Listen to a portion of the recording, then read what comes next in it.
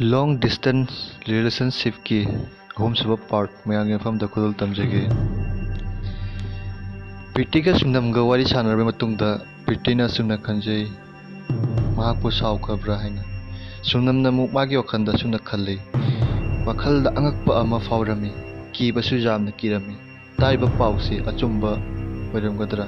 Aduga aikhoi anigi marakta lainariba maridi thajaba tani. Nakal amadana Ritik ka Julie ka wari sanarami. Julie na hai.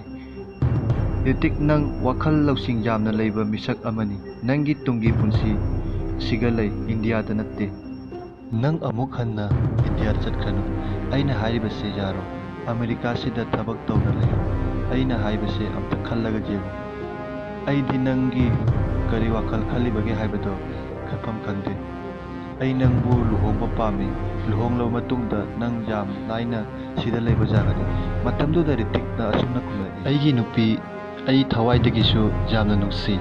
Mahak aingonda thajaba masadagisu henna thami.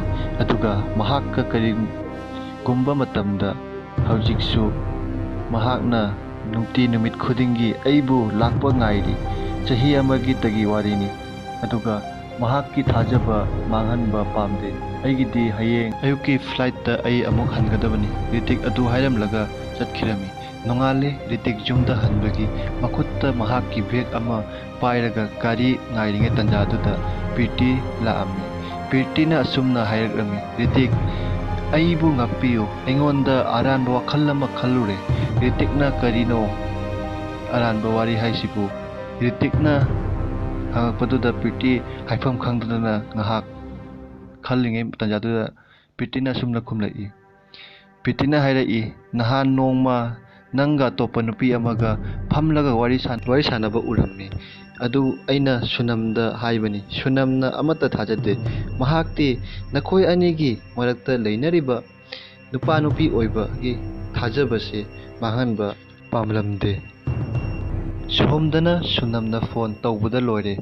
Aduga off tamak leirammi.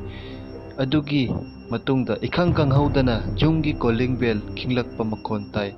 Thongdo hangdoklubada manga chap manakhare.